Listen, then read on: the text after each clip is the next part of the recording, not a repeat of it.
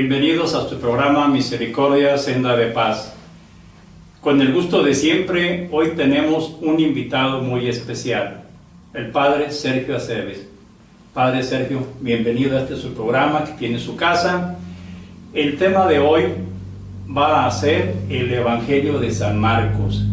¿Quién fue San Marcos? Su Evangelio, su importancia.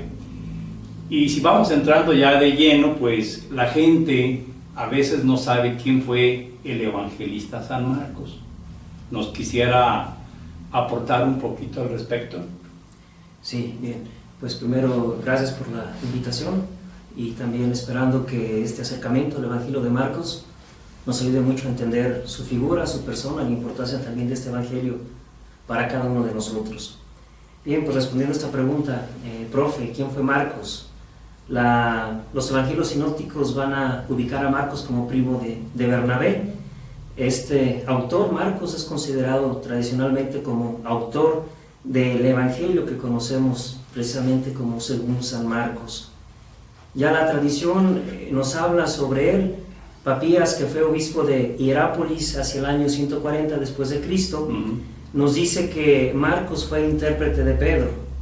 Y también San Ireneo nos dice que este evangelio fue escrito en Roma, según el testimonio de Pedro, pero después de la muerte del apóstol. Según Orígenes también va a ratificar esta idea que la tradición nos transmite y que ubica a Marcos precisamente como autor de este evangelio. Bien, algunas otras referencias que podemos encontrar en la Sagrada Escritura es que hay un Marcos que acompaña a Pablo en su primer viaje misionero, y también vamos a encontrar por parte de la tradición algunos datos que nos llevan a indicar que Marcos fue fundador y primer obispo de Alejandría. Y un dato muy curioso, porque muchísimas personas desconocemos realmente quién era San Marcos. Lo que me llama mucho la atención es, en ese viaje misionero hay una pequeña anécdota entre un disgusto que hubo entre San Pablo, Bernabé, a causa de Marcos. No sé si nos pudieras platicar algo, Padre Sergio. Sí, sucede algo muy curioso. Bien, aunque no podemos nosotros con mucha certeza poder asegurar que sea el mismo Marcos que acompaña a Pablo en sus viajes apostólicos, su primer viaje misionero, el mismo Marcos que escribe el Evangelio. Sin embargo, vamos a encontrar que hay precisamente alguien que acompaña a Pablo en este primer viaje misionero y que después, pues Pablo no lo va a querer llevar, ¿verdad?, por un disgusto que sucede. Pablo lo consideraba muy inmaduro de alguna manera. Así es. Para acompañarlo en sus viajes misioneros. Pablo, pues a partir de esta experiencia que tiene de encuentro con Jesús y de conversión tan profunda, pues ahora sí que apuesta todo, ¿verdad?, apuesta su vida. Y Pablo va a considerar que Marcos todavía no ha llegado como algún, podríamos decir nosotros, un crecimiento muy maduro como para poder incursionarse en estos viajes misioneros. Pues lo dejamos así porque es una anécdota muy interesante, pero cuando hablamos de iconografía, Padre Sergio, ¿cómo nos representan al evangelista San Marcos? Porque si vamos a la parroquia de San Francisco, ahí hay 4 imágenes preciosas de mármol de Carrá, pero ¿quién de todos será San Marcos? Bien, ¿quién es Marcos? Si ponemos mucha atención precisamente en estas imágenes que encontramos en la parroquia de San Francisco, por ahí hay alguno que tiene un león a sus pies. Ese es Marcos. ¿Por qué león? Bien, la iconografía religiosa representa a este evangelista por la figura del león, porque precisamente su evangelio inicia hablando de Juan Bautista en el desierto, donde había algunos animales salvajes. Ahora el león va a tener una figura que se va a relacionar mucho con un texto del profeta Amós, que seguramente más adelante me va a preguntar. Bueno, claro que sí. Hablemos de una vez del profeta Amós, porque también este profeta lo quiere representar con el león. Habla sobre el león como algo muy especial, muy simbólico. Sí, si vamos al libro del profeta Amós, en el capítulo 3, versículo 8, vamos a encontrar que la voz del león simboliza la voz de los profetas que denuncian la violación de los planes de Dios. Amós es uno de los profetas considerados como de la justicia social. Va a denunciar mucho este profeta. Y por lo tanto, Juan Bautista es el profeta que en su momento va a denunciar la injusticia y que apunta a la necesidad de conversión, pero al mismo tiempo a la novedad que va a aportar Jesús. Por eso se utiliza esta figura de león, haciendo una referencia a este versículo tomado del libro del profeta Amós, y que simboliza de alguna manera esa denuncia de la injusticia social que estamos viviendo o que estamos provocando, esa invitación a la conversión y esa apertura a la novedad que trae la persona de Jesús a nuestra vida. Muy interesante, Padre Sergio. Yo quiero que pensemos, profundicemos un poquito por qué en este caso el Evangelio de Marcos no empieza hablando de la niñez de Jesús, sino que empieza directamente con un personaje importantísimo, Juan el Bautista, que por cierto era primo de Jesús. Ajá, bien. ¿Por qué presenta Marcos la primera figura de Juan el Bautista? No entra hablando directamente de Jesús, incluso, ¿verdad? Hay algunas lagunas, podríamos considerar que los evangelios no tocan respecto a la vida de Jesús como la infancia. El que va a hablar más sobre eso es Lucas, precisamente. Bien, Marcos, ¿por qué no lo hace? Bueno, el hecho de que Marcos presente a Juan Bautista al inicio del evangelio tiene un fin didáctico. ¿Cuál es? Bien, que el Mesías esperado es Jesús. En los primeros, el cristianismo primitivo, había alguna confusión. Algunos seguidores de Juan el Bautista creían que el Mesías era Juan el Bautista. Entonces, para aclarar Marcos quién es el verdadero Mesías, va a poner primero la figura de Juan el Bautista y luego va a poner Marcos en la boca de Juan aquellas palabras: detrás de mí viene el que es más fuerte que yo no soy digno de postrarme ante él, ni siquiera para desatar la correa de sus sandalias. ¿Qué nos quiere decir esto, Marcos? Nos quiere decir que el Mesías es Jesús y no Juan el Bautista, como algunos seguidores de Juan el Bautista creían, ¿verdad? Entonces lo que hace Marcos es, con un fin didáctico, poner en su lugar a cada uno, ¿verdad? A Juan el Bautista como precursor, pero a Jesús como verdadero Mesías, y no como creían algunos seguidores de Juan el Bautista. Y luego, bueno, también para el pueblo de la Biblia, el desierto va a representar, entre algunas otras cosas, el lugar donde se fraguan los nuevos proyectos, ¿verdad? Tanto entrar al desierto implica muchas veces también encontrar el lugar donde Dios se nos revela.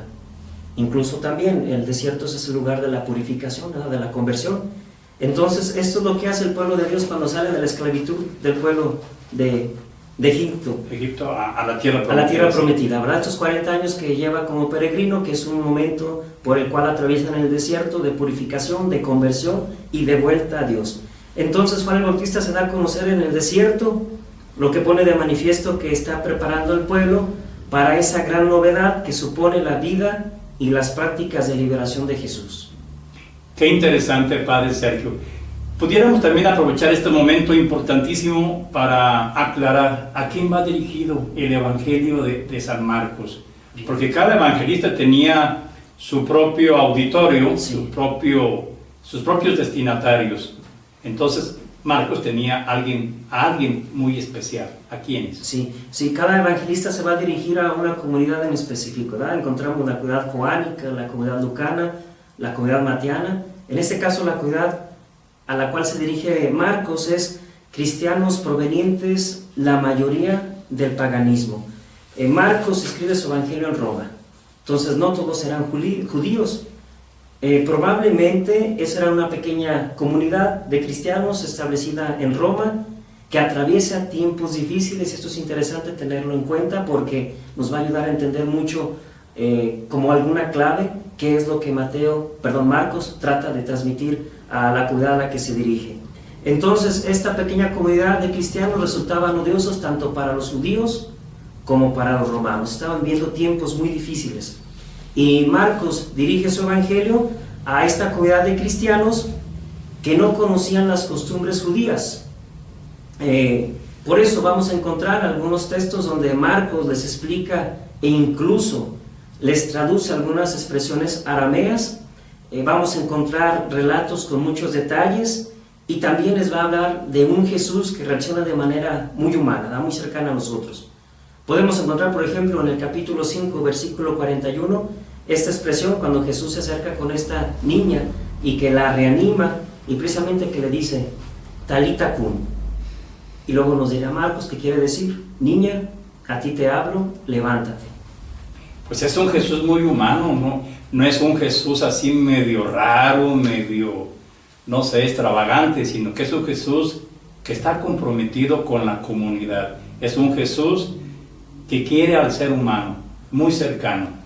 Pues bien, también creo que es importante que quienes nos están escuchando allá a través de estos medios de comunicación sepan por qué Jesús, cuando hacía un milagro, callaba a los demonios, los apaciguaba, o hacía un milagro y le decía a las personas, cállate y no digas nada. Sí. Porque como que hay una contradicción, yo veo que hace el bien Jesús, pero no digas quién te lo hizo.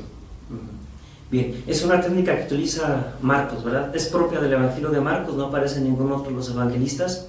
Se conoce como el secreto mesiánico. Exactamente. ¿Cuál es la intención del secreto mesiánico? Bueno, Marcos quiere que nosotros lleguemos a un conocimiento gradual de quién es la persona de Jesús, ¿verdad? Entonces, hay que entender primero que el Evangelio de Marcos gira en torno a una pregunta. ¿Quién dicen los demás que yo soy? Y luego, ¿quién dicen ustedes que soy yo? Entonces, Marcos, ¿qué quiere? Presentarnos la verdadera identidad de Jesús, decirnos quién es Jesús. El secreto mesiánico tiene un fin. No es lo mismo, por ejemplo, que alguien me hable de la persona de Jesús y que yo me la aprenda de memoria con conceptos aprendidos, a tener una experiencia viva y personal con Jesús, ¿verdad? Eso es algo diferente. Y es lo que Marcos nos quiere llevar. El secreto mesiánico es una revelación gradual de quién es Jesús. Y precisamente vamos a ver que Jesús en este evangelio les va a decir de manera especial a los demonios que callen, que no digan quién es, ¿verdad? Los primeros que hacen una confesión de fe en el evangelio de Marcos es precisamente el demonio, ¿verdad? Es quien revela quién es Jesús y es quien se da o descubre en primer lugar quién es el Mesías, quién es el Salvador. Entonces Jesús les va a indicar que se callen. ¿Por qué? Porque es un secreto que debe ocultarse mientras que Jesús actúa y se manifiesta, pero que gracias también al camino de la cruz, que va a ser un medio para llegar a la resurrección, va a quedar claro para la comunidad quién es Jesús, quién es Cristo. Entonces Marcos no quiere que lleguemos a una visión equivocada de Jesús. El creyente no debe contentarse con fórmulas aprendidas o conceptos ya prefijados. Marcos lo que quiere es que poco a poco nosotros vayamos descubriendo quién es Jesús. Quiere que comprendamos quién es realmente Jesús y a través de una experiencia, sobre todo personal, de encuentro con Él. Como que San Marcos nos va llevando a ir descubriendo paso a pasito la personalidad de Jesús y la misión. Porque yo estoy seguro, Padre Sergio, que en aquella época los judíos, los seguidores de Cristo, estaban pensando en un Mesías diferente a lo que realmente era la misión de Jesús. Sí. Entonces, ¿qué nos pudieras decir sobre Jesús en este aspecto de cómo es que se va manifestando Jesús? ¿Qué es lo que quiere Jesús y qué es lo que no quiere Jesús? ¿Verdad? Porque es importante para nosotros. Bien, ¿qué quiere Jesús? Yo creo que esto viene también un poco en el sentido de descubrir cuál es la misión que el Padre le confía a Jesús, ¿verdad? La misión, que es sí. Salvarnos, ¿verdad? Así dice Marcos al inicio de su evangelio: comienzo de la buena noticia de Jesús, Mesías, Hijo de Dios. ¿Y cómo nos salva Jesús? Bien, primero hay que entender o tener presente que los contemporáneos de Jesús, los judíos, esperaban un Mesías, un Salvador.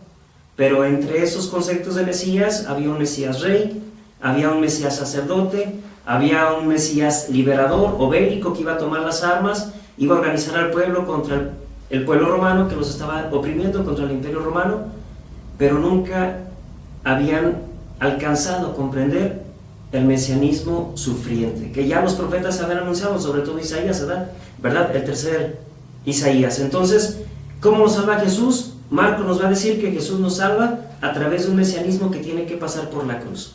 Entonces, el Evangelio de Marcos vamos a ver a un Jesús que desplaza a Satanás, que lo expulsa a través de exorcismos, con curaciones, y esto es importante entenderlo porque para la mentalidad semita antigua, para los contemporáneos de Jesús, para los judíos, una enfermedad era ya señal del influjo y acción demoníaca en la persona, ¿verdad? Una persona que estaba enferma era causa del pecado, y el pecado de alguna manera indicaba la influencia y la presencia del diablo en esa persona.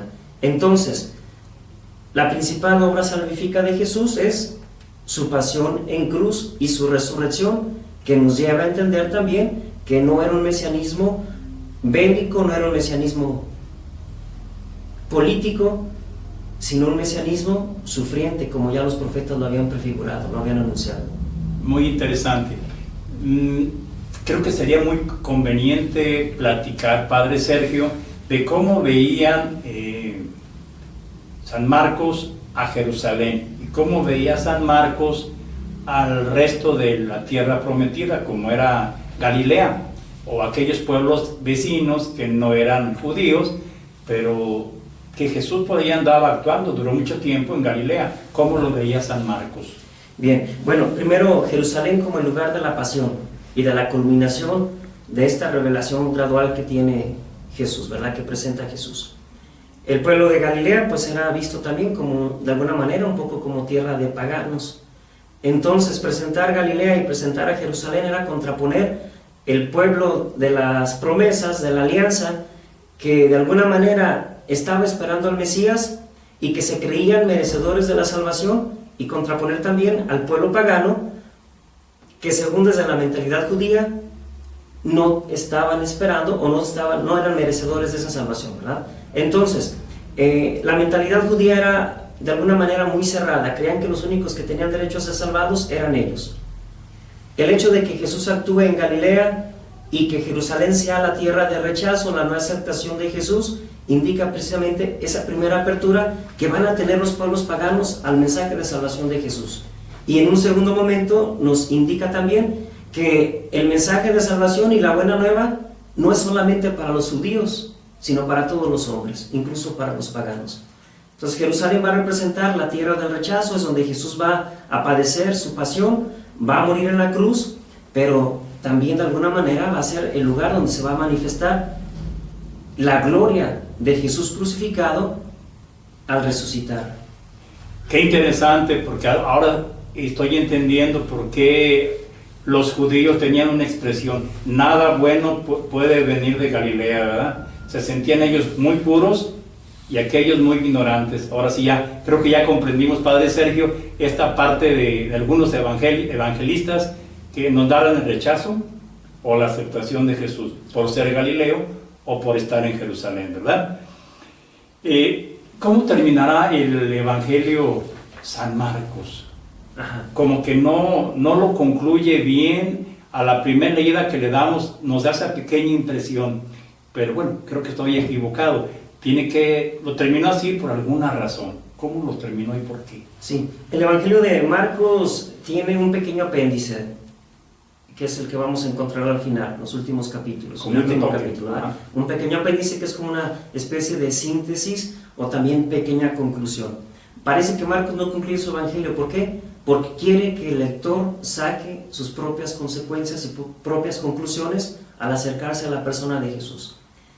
Ciertamente termina Marcos narrando la resurrección de Jesús con el testimonio de María Magdalena, de algunas mujeres piadosas que encuentran el sepulcro vacío y también el anuncio del ángel. Más que un final, es un comienzo alegre. No es la conclusión del Evangelio, podríamos decir más bien que es el comienzo del Evangelio, donde se manifiesta ahora sí esa buena nueva que al principio Marcos había anunciado.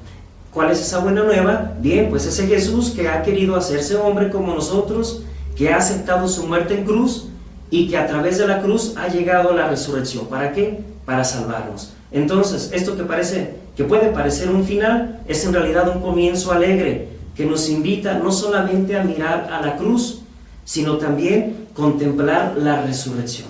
Y eso es algo interesante para nosotros, ¿verdad? Como que el mundo actual, la cultura actual nos invita a evitar todo sufrimiento, vivir una vida de comodidad, el hedonismo, el placer, y le tenemos miedo al sufrimiento. Y a veces nos cuestionamos, bueno, si Dios es bueno, ¿por qué permite el sufrimiento? Pero si nos damos cuenta que Jesús mismo sufrió, que Jesús mismo pasó por el drama de la muerte, entonces hay que tener también nuestra mirada puesta en la esperanza que luego nos va a aportar la resurrección. Entonces, el otro lado de la cruz siempre va a ser la vida, siempre va a ser el amor. Y después de cada sufrimiento, nosotros podemos encontrar también una oportunidad para redimirnos. Decía Santa Teresa de Ávila, Dios no permite ningún sufrimiento inútil. ¿Cuándo se vuelve inútil el sufrimiento? Cuando no sabemos aprovechar. Incluso de la enfermedad, del dolor, del sufrimiento, Dios nos va a pedir cuentas. Yo creo que aquí, Padre Sergio, tocaste un punto muy interesante, el sufrimiento. Porque a veces todos tenemos en nuestras casas, en nuestros familiares, alguno de ellos enfermo, que reniegan a veces. No le encuentran el sentido al sufrimiento. Y tú atinadamente nos acabas de aclarar. Jesús quiere el sufrimiento, lo acepta, pero para purificar, para elevar el alma hasta el cielo, hasta con Él. Habrá que pensar esto, que nuestros enfermitos lo piensen también, lo vivan, lo experimenten y lo acepten, el sufrimiento. Me gustaría aprovechar un poquito el tiempo y pensar de quién es patrón San Marcos, porque a veces algunos gremios toman a algún santo como patrón porque encuentran algo que se relaciona con lo que ellos hacen. En este caso, San Marcos, ¿de quién será patrón? Bien. La tradición sitúa a Marcos como secretario de Pedro en Roma, que fue escribiendo precisamente el anuncio del Evangelio que Pedro hizo en esta ciudad. Entonces, como lo consideraban secretario de Pedro, ha sido asumido Marcos como patrono de escribas y notarios.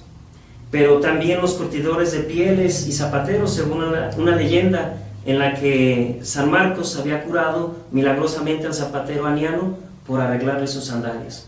Entonces es considerado patrono de escribas, de notarios, curtidores de pieles y zapateros. Qué interesante. Quiero aprovechar una vez más, hay un detalle que me llama la atención. ¿Por qué Jesús entra en conflicto con los escribas, con los herodianos? Y sobre todo por la cuestión de como que a Jesús le encantaba, me da la impresión, hacer los milagros en sábado. No sé por qué. Ajá. Bien, en sí Jesús, en sí en su persona es toda una novedad. Es buena noticia, pero en su manera de actuar va a encontrar muchos enemigos. ¿Por qué? Por perdonar los pecados, por la nueva práctica sobre el ayuno, la legitimidad de las obras buenas hechas en sábado, la admisión de los pecadores en la mesa, que para eso los judíos eran muy escrupulosos, no se juntaban con pecadores, menos pecadores públicos, porque no querían quedar impuros, ¿verdad? Entonces el mensaje de Jesús precisamente eso, lo dice en sus propias palabras.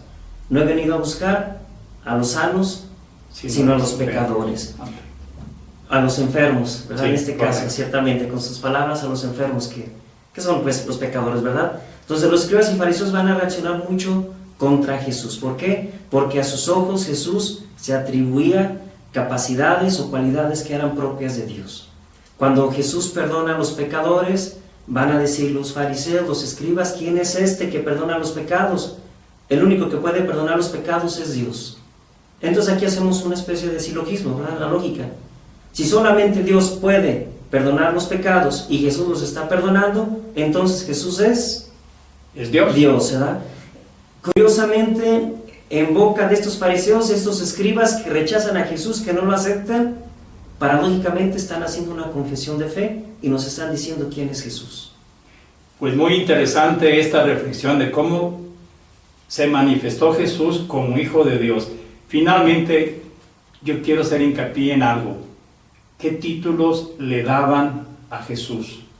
Ajá. Porque Dios Padre le da un título, me acuerdo sí, cuando el río Jordán, el bautismo, pero también los demonios, también la gente y los mismos apóstoles, ¿qué títulos le van dando a Jesús? Y él mismo, ¿qué título acepta o se da? Bien, bueno, para Marcos, como para toda la comunidad cristiana primitiva, los primeros cristianos, el título por excelencia era Hijo de Dios, era el más adecuado. ¿Por qué? Porque va a expresar el origen divino, la relación que tiene para con Dios y al mismo tiempo su verdadera humanidad. Es lo que decimos todos los domingos cuando profesamos el credo, Dios y hombre verdadero.